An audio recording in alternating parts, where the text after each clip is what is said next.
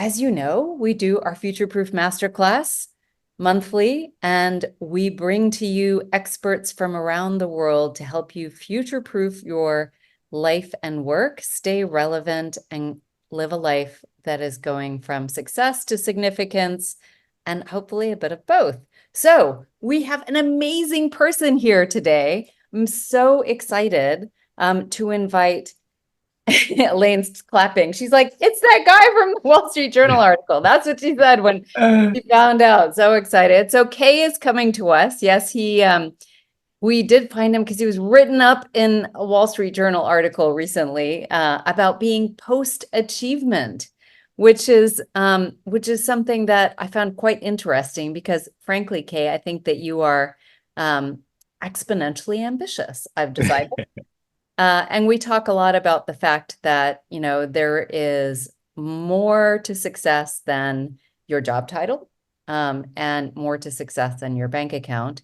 And you are the front runner in terms of people who are making that shift and doing it successfully, and having what appears to be a lot of fun along the way. So welcome to you, Kay, podcaster, author, investor, influencer, straight from Manhattan Beach, deeply early in the morning. Thank you so much for joining us. Thank you, Diana. Welcome. Hello, everyone. Hello, Elaine. It's great to meet you. It is great to be here. And yes, Diana and I had a chat. She's like, how can you be post-achievement if you woke up at 5:30 in the morning to give a talk to a bunch of new friends? So we'll have to get into the weeds, but I'm grateful to be here. I love these conversations. I love the smiles on all of your faces. And yeah, let's talk a little bit about what it means to be post achievement. So I'll talk for maybe like 15 minutes, and then hopefully I know there's a lot of questions. We could get into some juicy conversation. So I wanted to start with the parable of the fisherman and the banker. So, you may have heard this parable, but there's a banker who flies down to Mexico on vacation, and he meets a fisherman, and the fisherman sells him some fish, and he goes back to his villa and grills the fish with his family. And it's the best fish he's ever had. So he comes back the next morning to the fisherman, and he's like, "This is the best fish I've ever had. Like, who are you? What do you do?" And so the fisherman's like, "Well, it's very simple, I wake up, I fish, I take a nap, I play with my kids, I play the guitar, and then I have a few glasses of wine with my family, and I go to bed." And he's like, the banker is just besides himself. He's like, "I've got an idea for you. Have you ever heard of growth equity?" He's like, "I can raise you capital, and then we can scale your fishing operation. We can buy you 10 new fishing boats. Then we can set up a warehouse in Mexico City, and we can take all of the fish and send it to the warehouse, and we can ship it all over the world. Then you can go public, and you'll be so rich." And the fisherman looks like kind of confused, and he says, "Well, okay, but what would I do with all that money?" He said, "Well, you could fish, you could take a nap, you could play the guitar, you could hang out with your kid, and drink wine with your friends every day." And so I say that because, are we fishermen or are we bankers, right? Where are we in this conundrum? And, when I was in my early 30s, I'm turning 45 this year. When I was in my early 30s, I said to myself, you know what? I don't want to live the deferred life plan anymore. I'm over it, right? And what the deferred life plan to me was like, I love surfing. You can see the surfboard in the background. It's like, I don't want to start surfing every day when I'm 59 and a half and my Roth IRA distributions start kicking in. Who knows? Maybe I won't even be able to surf by then. My daughter was born when I was 32. And I said, there's this magic window, right? There's this, I guess it's probably 10, Diana would know better, but like 10, 12 years where you are the center of your kid's universe, where they wait at the door like a puppy dog. They cry when you go on a business trip. 10 years, 12 years. I was like, I don't want to miss that.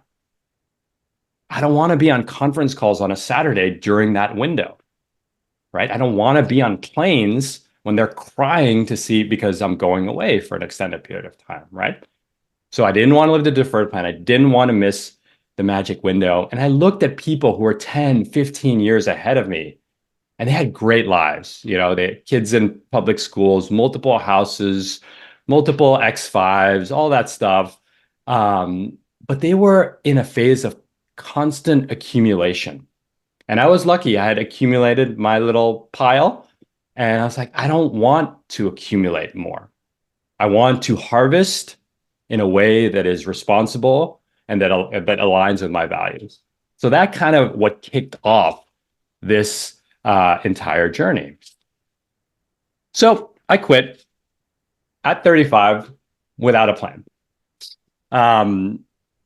Let's rewind a little bit. I grew up in New York City, right off of by Allen Street, where Diana's husband's from, 14th Street Avenue A.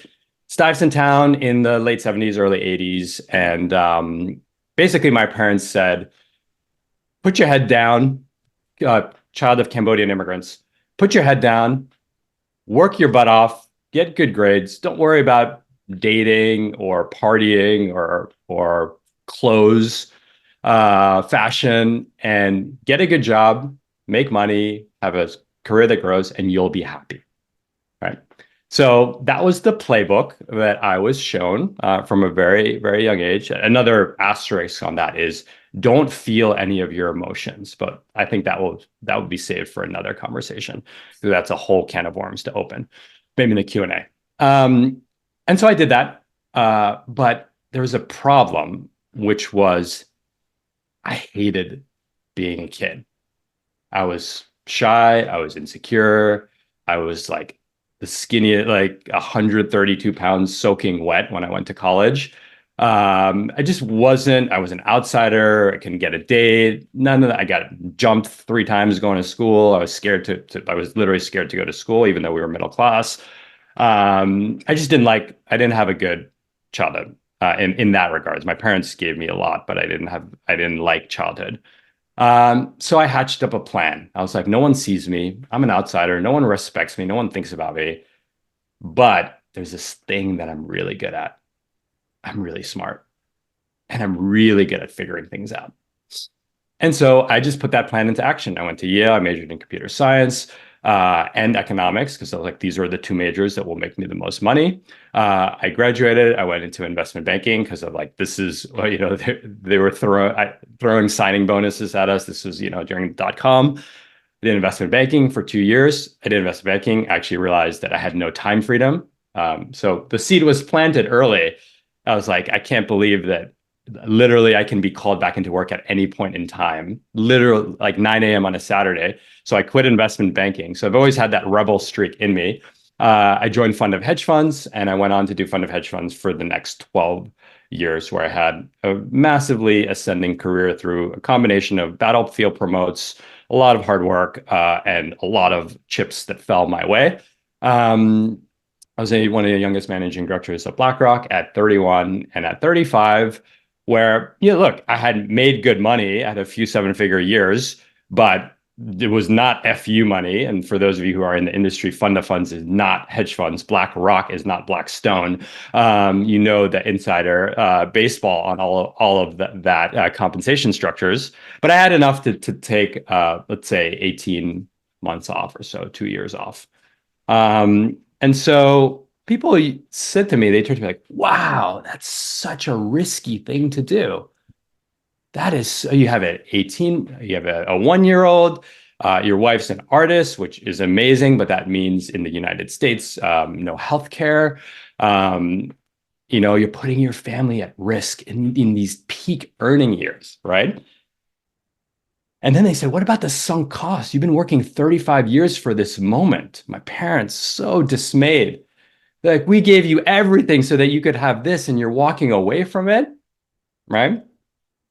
And then the craziest story, one of my old mentors, I found this out after, he said, not that this matters, but it does kind of matter. He had sold the company, so he had like over 9 figures of wealth.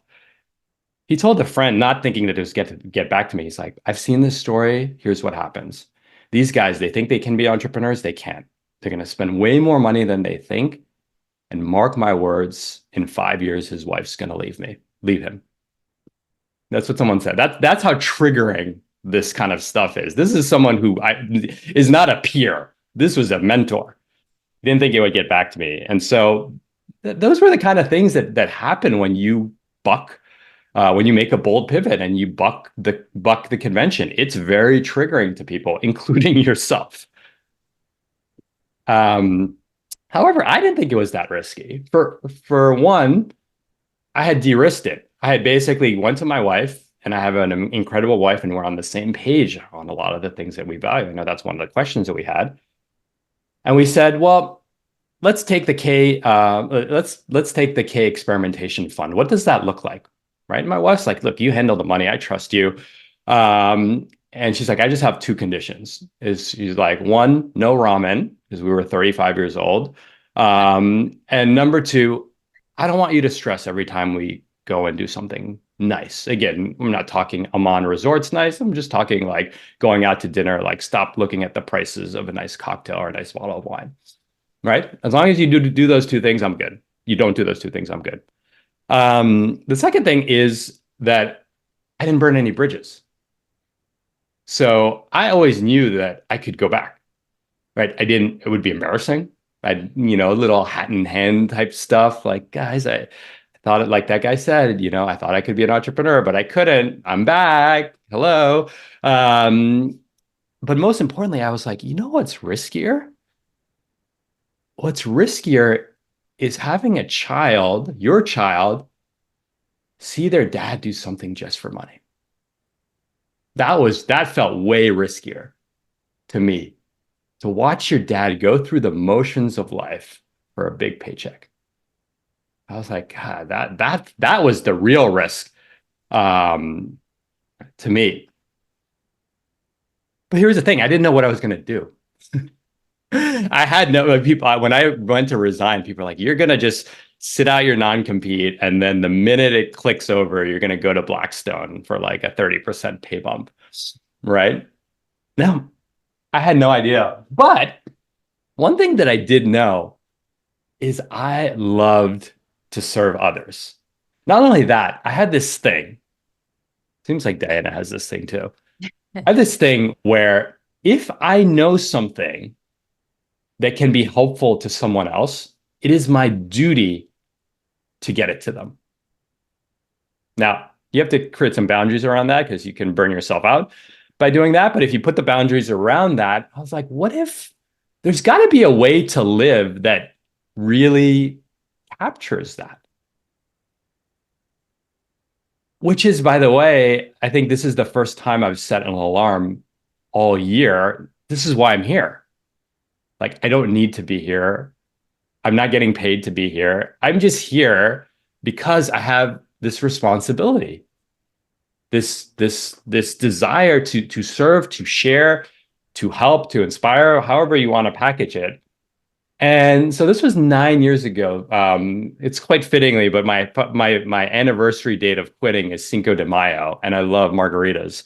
So in 6 days, it will be 9 years since I left. And I've done a bunch of kind of random things in this post-achievement period, right? I have written an email newsletter. That's kind of how this all got started. Again, it started with 36 people on a Gmail BCC. And now we're up to 50,000 readers. And I've sent it every week for like 420. I've skipped, maybe like 6 weeks over the past 422 weeks. So that was just me sharing things that had helped me, sharing my story, telling my story, connecting people with others, right? I've done coaching. I have coached, I do a mix of kind of coaching people who are what I would say post-achievement and post-financial, meaning they don't have to work, but they want to work. And then I coach people who are post-achievement and, pre-financial in the sense that they want to pivot and they still need the income. And I've got to express myself creatively in all different venues. My podcast, which I absolutely love, it's called the Examine Life Podcast. I encourage you to listen to it, my YouTube channel. I interact with college kids on TikTok. Like, I just love telling stories. I love sharing my experiences. I love serving others, and using technology to enable that. And so this gets to this question of post-achievement, right? Am I the fisher, am I the fisherman, or am I the banker in that story? And the one thing, the thing about post-achievement, that term that really sat with me, is I had this epiphany one day. It actually was earlier this year. And the epiphany was, you know what? I know that there is nothing that I can achieve that will significantly change my happiness, my baseline satisfaction from here on in. Because I've tasted it, I've done it, I've done things, um, but I still want to do things, right? But I've unburdened the activity from the expectation, and especially the expectation of what it will bring to my soul, right? So in that way, I've broken the duality of the fisherman and the banker. I'm the banker. I'm the banker who fishes, right? Um, I still pursue money in the sense that, like, I live in Manhattan Beach, probably one of the priciest zip codes in Southern California. So I like money. I need money to support a lifestyle that is not low frills, let's say. Um, but I left a lot of money on the table. Every day I make a conscious decision to leave money on the table by closing some door. Right. And so again, I can hold two dualities in one place. I'm extremely driven, but as with age, I'm driven not so that I can be seen. That was a lot. When I was pre-achievement, I was driven to be seen by others. Now I'm driven to serve others. I realized in this post-achievement phase that my self-worth does not come from my bank account and from my achievements, but it comes from within, right? How I see myself in my own eyes, what's in my heart. And then lastly, I'm post-achievement because I measure every day, every moment by this kind of like vitality, a zest for life, and aliveness. Um, and I get to feel that pretty much every day, almost every moment, and even at 6:19 on a Tuesday morning in LA with you all. So and so I thank you all for that. I'm really interested in that idea of being seen to going, from being seen to serving others. I think it's a huge aspect.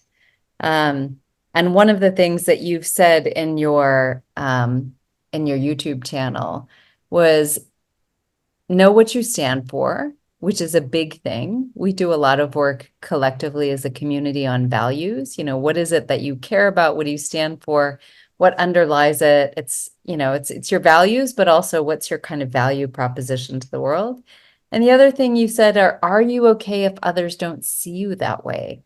Which I thought was really interesting because I'm okay if, my value, for instance, my values, one of them is community. Mhm. And so I like to convene people, and I know you do too, because you did events in New York and Austin and LA. But what if nobody cares? In fact, I was just on a podcast with somebody about communities. It's like, what if nobody sees you that way? Um, Mhm. have you had an experience where people don't see you that way and you persevered anyway?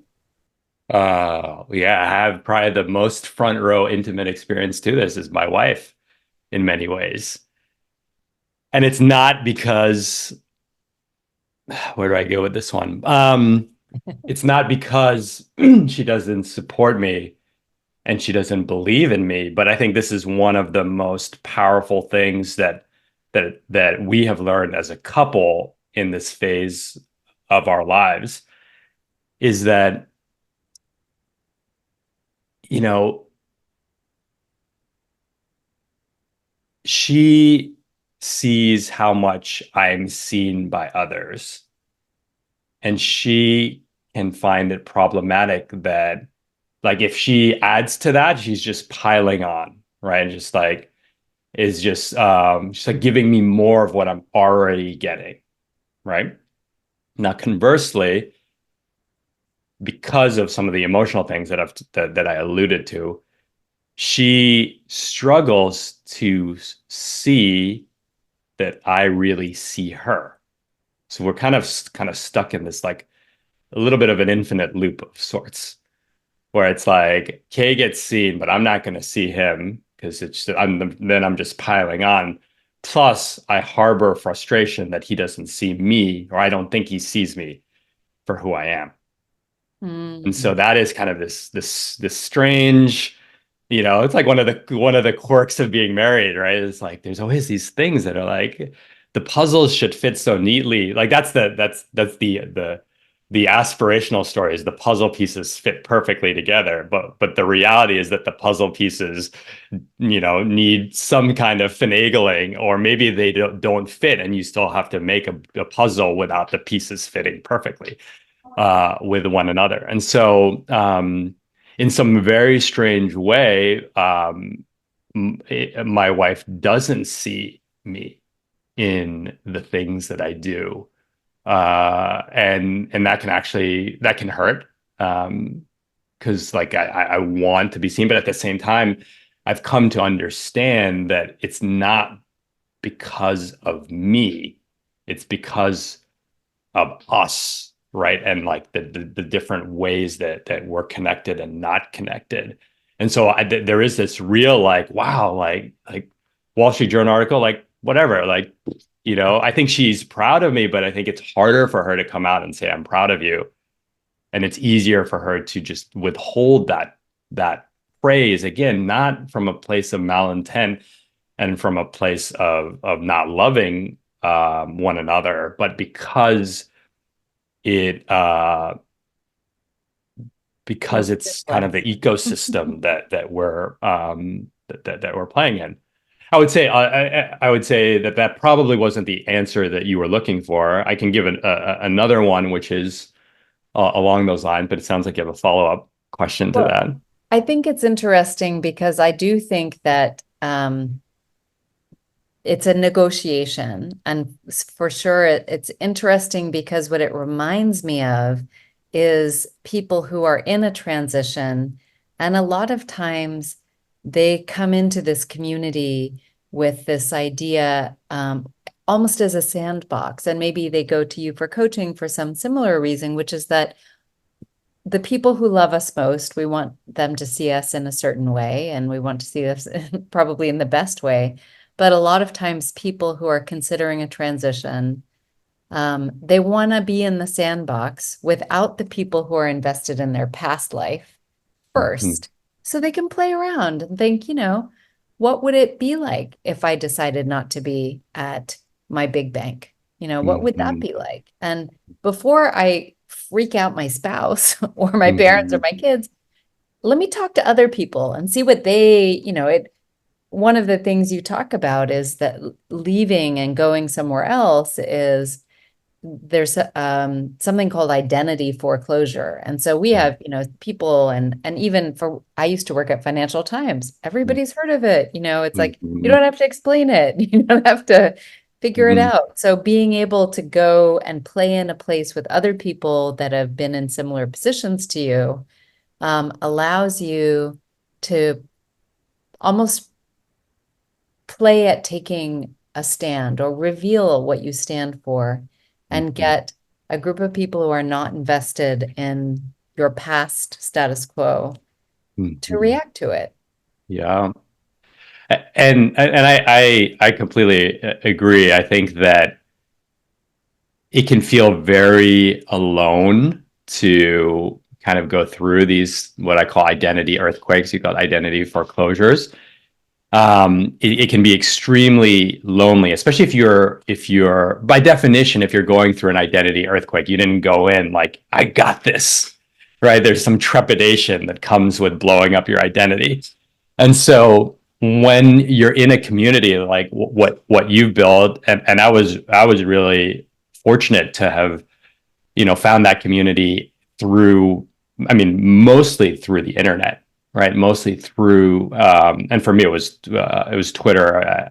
Twitter gets a very bad rap, but I have some of my closest friendships over the past decade have been made over Twitter, where you really find your tribe of people that are living unconventionally, that are trying different things, and there really is that support system. But absolutely, it's really hard. I think the thing too about blowing up your identity is that especially in this kind of post-achievement world, is that it's very, very triggering for other people, because you're a mirror to some of their deepest aspirations, but also the thing that they most likely will never do, right? And so every time they think about your new life, it is a reflection back on them. And again, I don't want, like, one way would be like the lack of courage, right? So you're kind of walking around doing your thing, literally minding your own business, and all people, like a group of people around you, all they can see is the shame in themselves for not having the courage to do it. And that's nothing to do with you. But inevitably, that energy is going to project back onto you in some way, shape, or form, right? It might be like a little zing or a little pinch, or it might be like some guy talking smack behind your back, that your wife's going to divorce you, and what's that all about, right? Yeah, that couldn't believe that. I sort of couldn't, but then I kind of could as well. So, Yeah. um, I remember leaving and nobody believed it, and they were convinced I had a secret stealth startup, which was fun for a while. And the top executive recruiter, whose job it is to basically place CEOs of really big companies, as I walked out of my leaving do, she said, "Tell me what it's like on the other side." Yeah. It was so funny, and I was like, "Wow, this is a thing." Okay. Yeah. Just on that point of courage, when I resigned, the CIO of the company, who we had a really great relationship, and he was an entrepreneur who had sold the company, and so he was actually partners with the guy who talked smack about me. And so, I mean, post financial by so many different definitions. And he said to me at the end of when I told him that I promise you I'm not going to a competitor, he said, "You know what, Kay? I gotta say, I'm a little bit jealous." And I'm like, "Why are you jealous? You have 100 times the financial means to do what I'm doing. You have achieved so much more, on paper, than I have achieved. Your network, everything, he's 20 years older than me. So like everything is exponentially further down the line than mine. And you're jealous of what I'm doing?" Which goes to show, I always say, to do these things, like, you need to have to be an entrepreneur, if they're entrepreneurs, you need to have a little bit of a screw loose. Because if you did things just according to rationality and opportunity costs, and whatever framework, behavioral framework you want to use, you'll never do it, right? And so it's just like being like a little bit unhinged without being off your rocker is probably like the sweet spot. A lot of what you said really resonated with me, where first you start off with the fish story, and I was a fish farmer, so But secondly, it's like you talk about like that responsibility to serve, and it really resonates with me. You talk about, I talk about that I don't need to accumulate wealth right now, but I just need enough to kind of like pay the bills. And I always want to be a role model for the children. So in a way, our thinking can be a mind twin, but yet we have so much that is different. Because one, I'm going to be in LA this summer, in Malibu. I would not be surfing. So that's my difference. But two, it's like you talk about 30 and you're 35, you achieved so much. And here I incorporated my company called 60 over 60. Not that I'm 60 yet, but I just went, I have come so far. Yet when I read the article, the main courage was like, WTF, do I really have enough money Mhm. because I'm the breadwinner? Is it enough? And you or the people in the article makes more in a year than I would in 10 years. Like, can I really do this? Right.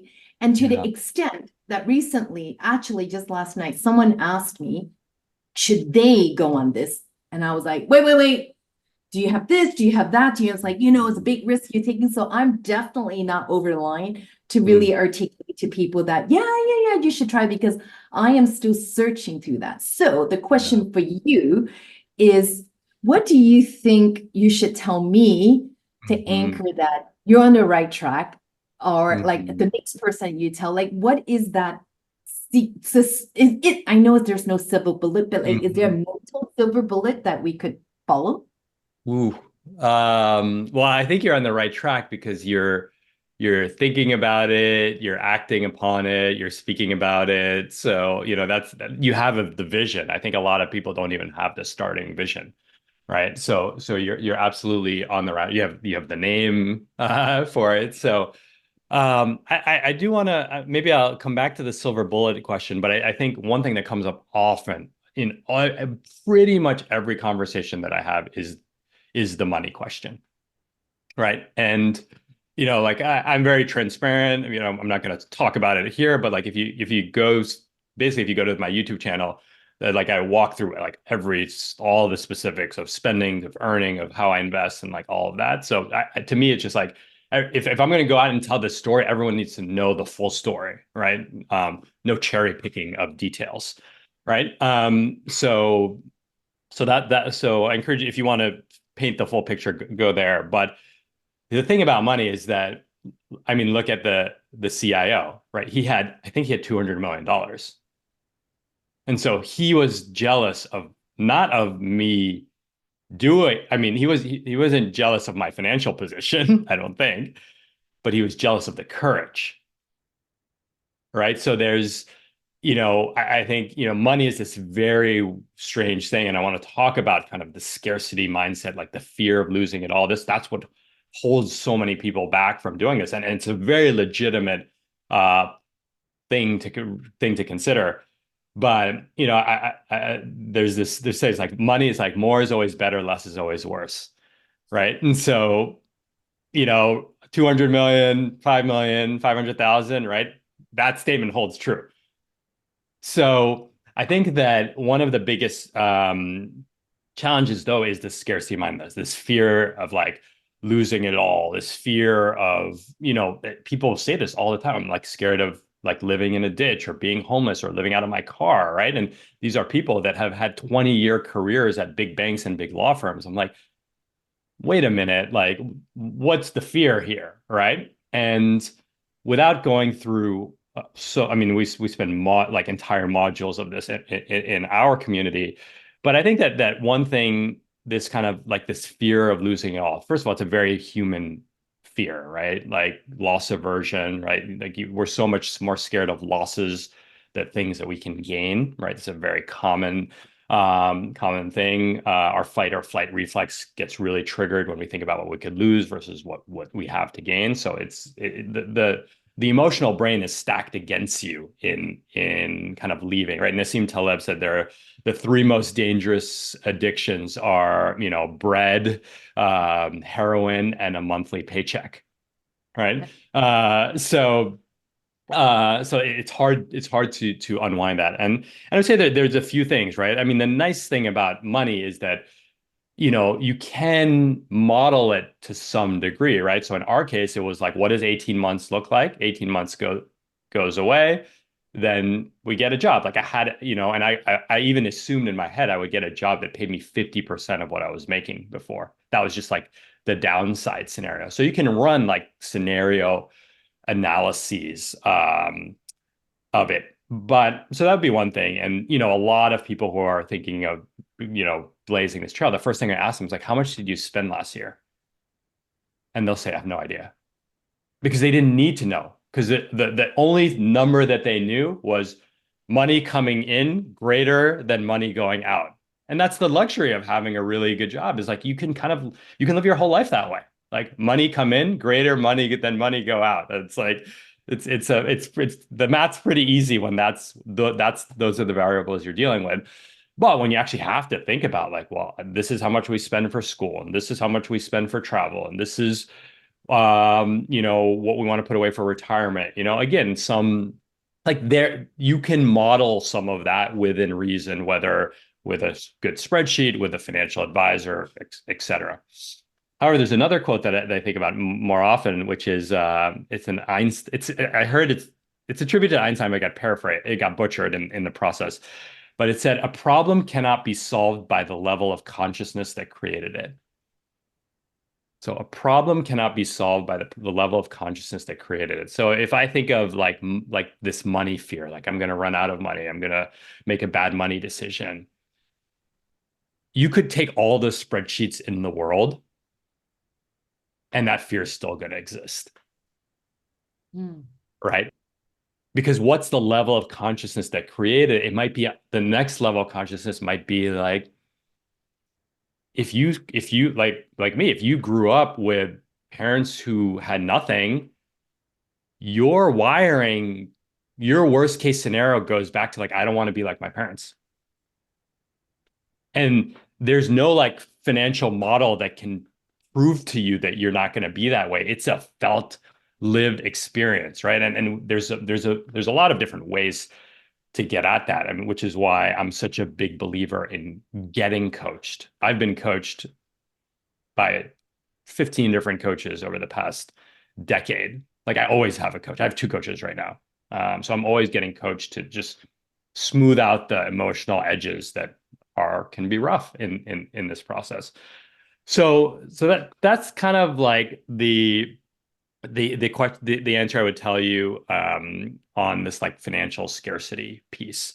I think in terms of the silver bullet of knowing, one of the things that I encourage folks to do is don't blow it. Actually, you might look at my story and be like, oh, he just one day he woke up and he blew the whole thing up. It's like, but that actually doesn't tell the whole story. Because what was really happening was, for the 5 to 7 years leading up to it, I was building this like deep relationships across all different industries and asking people questions of like, what are you struggling? What like I was doing market research on something that I didn't know what I was researching. So I was having these conversations. That's how Rad Reads, my email newsletter, started. People were like, you're just sitting in this intersection of interesting ideas. How do you find all this stuff? And I'm like, well, I guess let me just send it to you, right? So there was a lot of experimentation, and I tried so many. I can give you a laundry list of the things that I tried to build while I was full-time employed. Like, look, I was working about 60 to 65 hours a week, and I probably added 5 to 10 hours a week on personal projects. And none of them were things, they weren't like businesses per se, but to me, it was to convince me that it was like, if I could do this much with 10 hours of free time, what would that look like if I turned those 10 into 75? Because I didn't know, like the decade that I haven't, like I've watched like 5 non-kids movies in the past decade. I've still not watched the last season of Game of Thrones. I waited until my daughter turned 10 to binge Breaking Bad and Better Call Saul. Like I didn't watch TV, not because I'm above it. I'm just like, I was feeling called to take all those hours and try to put them in something else. And so I knew that if I was willing to do that on Wall Street when it was like demanding with a 1-year-old, I'm like, imagine what that would look like if the calendar were clean, with the safety net that like I could still go back.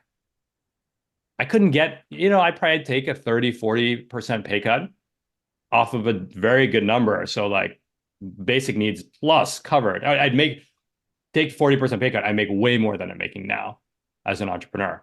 So I can always go back. And I think we can all go, if you don't burn bridges, in fact, I think I would argue you become more attractive by taking the leap, because people really respect they respect the courage.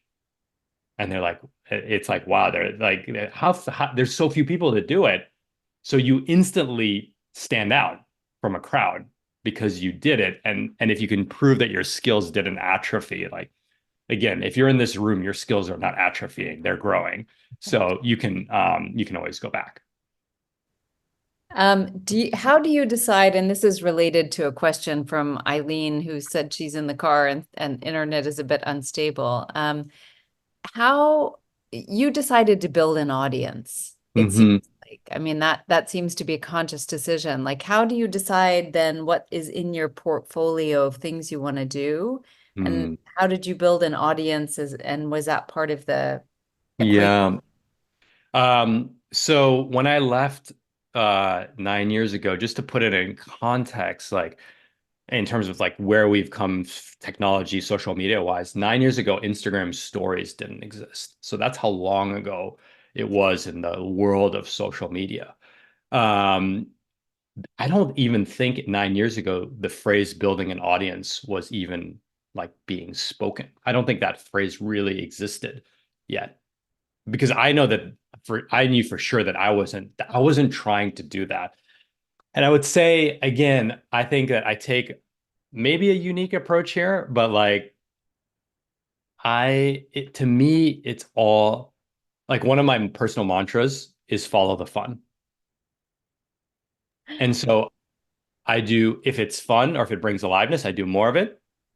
If it feels tedious, I don't stop doing it, but I really like I go on like red alert. I'm like, feels tedious, feels tedious. Why are you doing this? Why are you doing this? Why are you doing this? Because oftentimes the things that feel tedious is their shoulds.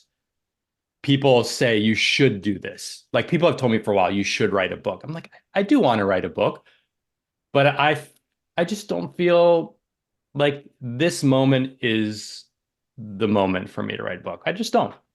I don't know why. I can't explain it. I write every day, but I don't feel like I want to write a book today. And so I Mm, don't. And so whenever someone says you should do this, I'm like, well, according to who? Right. And so I promise you, all of the things that I have done have been inspired by aliveness. mm. Like my podcast, I take a very unique approach to my podcast. If there's an author I refuse to read their book in advance of like that's not the podcast I want to have because I don't find that fun. I don't like someone saying like you have to read this thing. Like to me, reading, like I'm very specific about what I read, when I read, the pace at which I read. I don't want to binge read someone's book because they're coming on my podcast.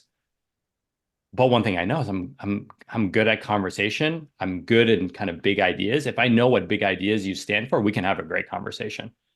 So that's how I approach my podcast. So it's Mm. literally no preparation, no editing. And that's what I've done. I'm approaching 52 episodes, right? But if someone's like, well, you have to read their book before you get an author on, I'd be like, well, I don't want to do it. No, make me, Rebel right? with the cause. Yeah, but I think it really like it really inspires me. It really like it lets me play the long game, right? It really allows me to play the long game and to meander creatively, Yeah. right? I had no idea I was going to be on this path, Diana, when I left. No, I thought I was going to be a fintech VC. There's still time. Yeah, I exactly. guess that's the point. I mean, I think that one of the things that you are blessed with, that a lot of people are blessed with, that they don't really count is the career capital, social capital, that does allow you to contribute at a higher level because of your network, because of your reputation, because of what you've done in the past. So um, that's amazing. Anybody else have other questions that want to raise their hand or unmute? This is your opportunity. I have a bunch more questions, so you guys jump in if you want to. In fact, just unmute and you can talk over me. I have a really tough question for you. Yeah. You said in one of your videos that childhood Kay would be proud of yourself now. So what I want to know is if you think about yourself in 10 years and you're on stage and you're receiving an award, what would it be for? Mm. What would future Kay be doing? In 10 years, I'm receiving an award. So immediately where my mind goes is how old are my kids? So in 10 years, my eldest is 20 and then my youngest is 17. Because that really like that's the that's the guiding light. It's like they're my priority for this phase of life while they're home, and then everything else comes after. So that's where my mind initially goes.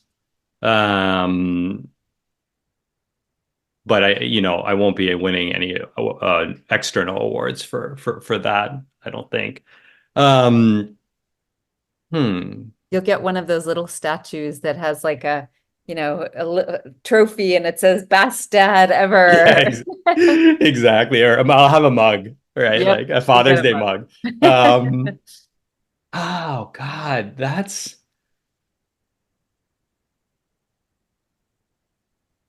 you know, I so don't think about this type of stuff. Like, um,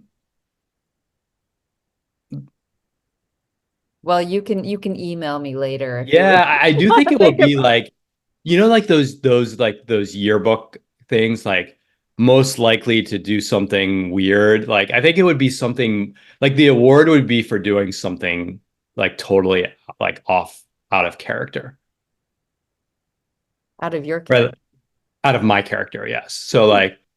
So like one thing that we've talked about, and I was just alluding to it with you before we started recording, is that in 2.5 years, so when my daughter goes to enters seventh grade, we're gonna take a year off and travel the world and live in different countries for 3 months at a time.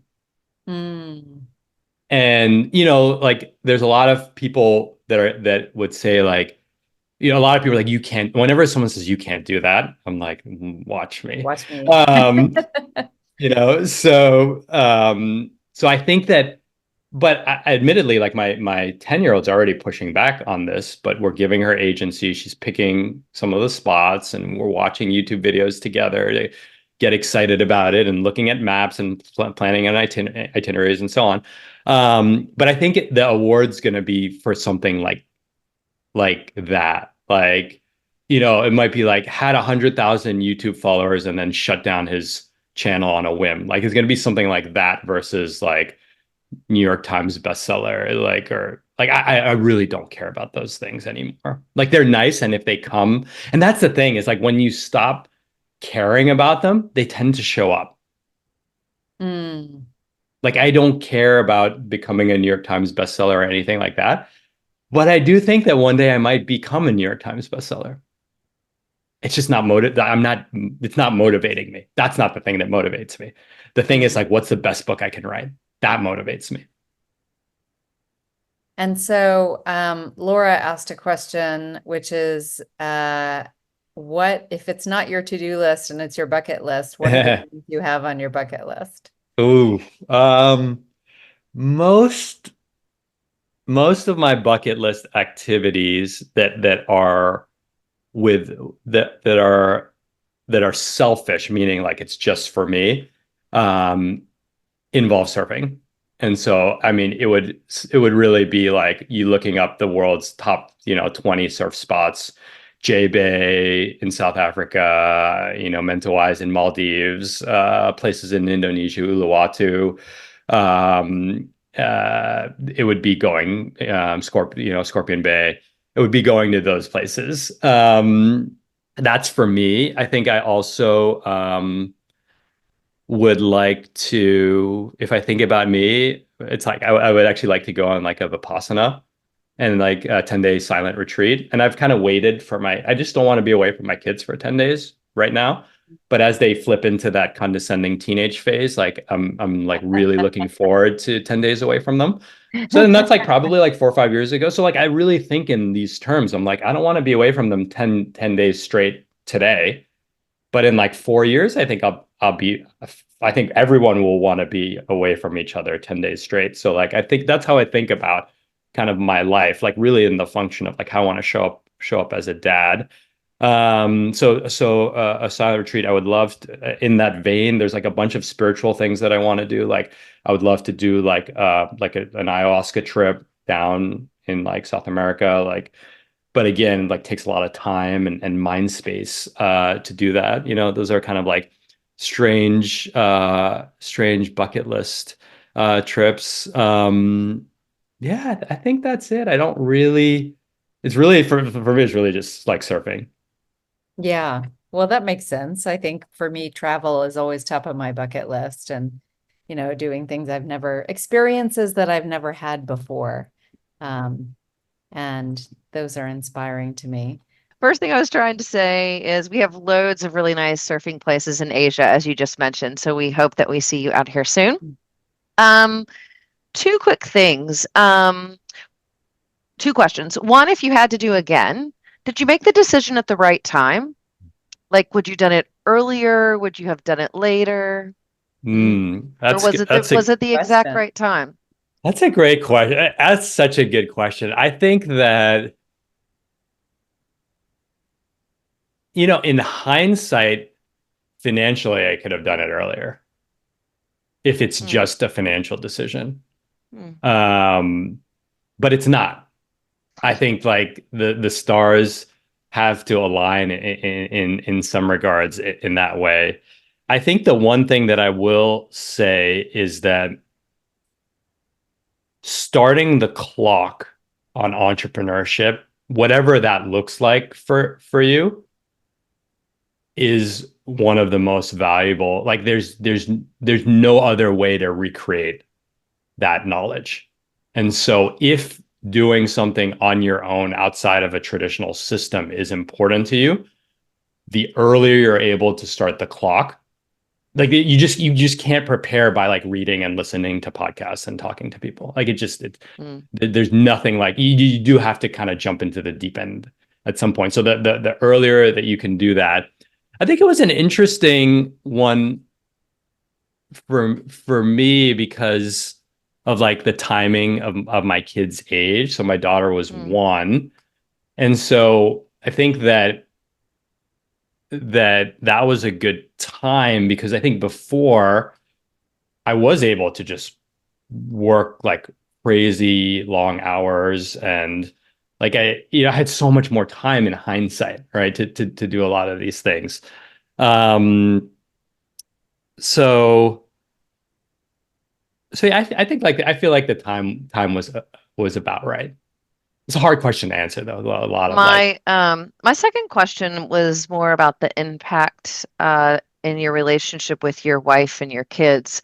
So I think when you hear something like this initially, you think, oh, it was so much better. You're around all the time. It's great. But I do HR for a living, and many a times I have people come to me and say, I've got to get off the road. I have to stop doing sales. I need to be home more. My wife is fed up.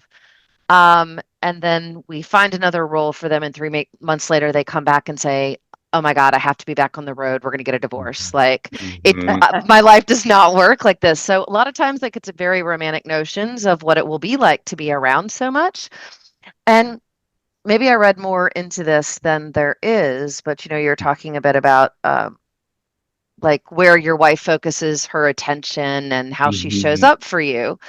And, I don't know, like it kind of made me curious, like how has this affected your relationship with your wife? And then I'm kind of assuming that your kids think this is amazing, but I don't know. Sometimes adjustments can be difficult. I know you've been doing it for quite some time now, but just, curious about those dynamics.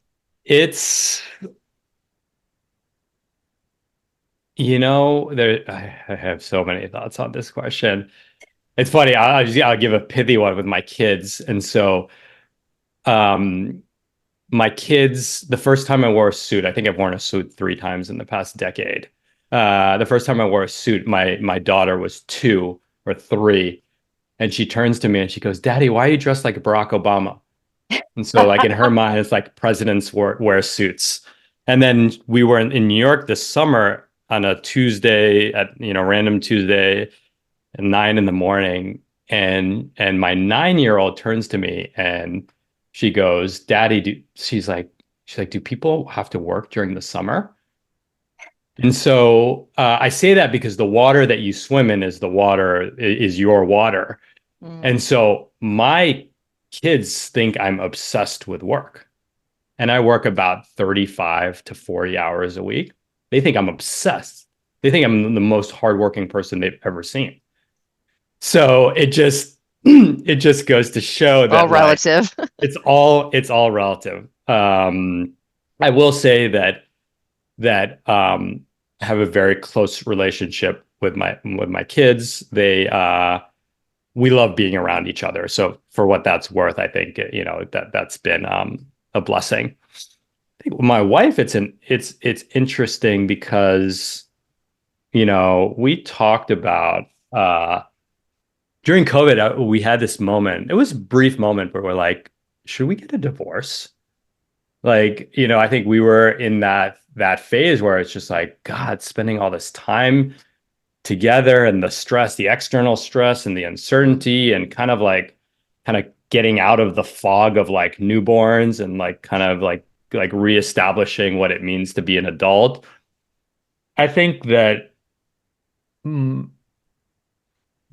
my perspective on the marriage, I guess my pithy remark is that whatever challenges exist in a marriage are going to exist if you work 100 hours a week or if you work 0 hours a week, right? I think they're not related to the hours in the workday. Those they might add fuel to the fire, but they're not related to that, right? Questions of feeling seen, respect, resentment, those aren't necessarily work hour questions. That would be kind of my overarching comment. I think that one thing that has been really powerful for us in our marriage is that we are both on individual spiritual and personal growth journeys, like coaches, therapists, and so on. And we do some of it jointly as well. And I think that having the freedom, the time freedom to do that and the financial means, it's not crazy expensive. It's more, the time freedom is more important than the financial means to pay for these things, has been absolutely vital for a thriving relationship. And so, but just yesterday, my wife said, she turned to me, she's like, we never hang out together. And I'm like, what do you mean? We're like in the house for literally 14 consecutive hours every single day. She's like, no, but we never actually make time to just be together. And so I think it's I don't think it's the situation. It is the intent, right? It's if the intent was there when you're working 100 hours a week to spend 20 minutes together, 30 minutes together, if the intent is there and you're spending 14 hours together, but there's not the intent to do it, in a one-on-one way, that kind of dominates. I don't know if that's a great answer. Yeah, fair enough. I think that's a great question, and clearly a vein to mine, because we had Todd Miller, who wrote a book called Enough, and he is a good friend, studio exec, film studio exec, and he would say, no, you just need enough, and then it's enough. And I was like, what about the relationship? What about your partner? And he'd be like, yeah, I'm not going to write that in my book. It just seems too complicated. So we'll have future conversations about that. I think it's a really interesting conversation. A wonderful way to end our hour, because I know it's late here in Asia, I think, is to say thank you so much. Thank you for your honesty, your vulnerability, sharing your story, and to say, as is in the chat from Laura, I am blown away by Kay's philosophy, courage, and style. I thought that was lovely. That's amazing. Thank you, Linda, Laura. And thank you, Diana. Thank you, everyone. This has been amazing. There's no, I measure one of the, I said kind of follow the fun is like one of these guiding principles that I have. Another one that I ask myself is, if the day before, like on any given moment, if yesterday someone had like secretly wired $1 billion into my bank account, what day would I choose to have today? Right. And I kind of like use that as kind of like a recurring test. And if someone had wired $1 billion in my bank account last night, I would have still set my alarm for 5:30. I would have still wanted to share these ideas with you. I would want to meet you all, support Diana's work. And so I thank you all. I mean, it's a true gift. Living in alignment is two-sided story, right? It's like you don't live by yourself in alignment. You live in relation to others in alignment. So I thank you all for being a part of that for me. Well, thank you so much. And I can tell you, as you prepare and think about your world tour with your family, you have just cemented most of the Asian tour. Amazing. I see people Amazing. from China, Singapore, Philippines. Let me look through Pennsylvania, Malaysia, Macau. Yeah, I think you're doing pretty well. Covered. All right. I'm glad Bye. I'm taking note of all the surf spots along the way. Thank you all. Have a wonderful, wonderful evening.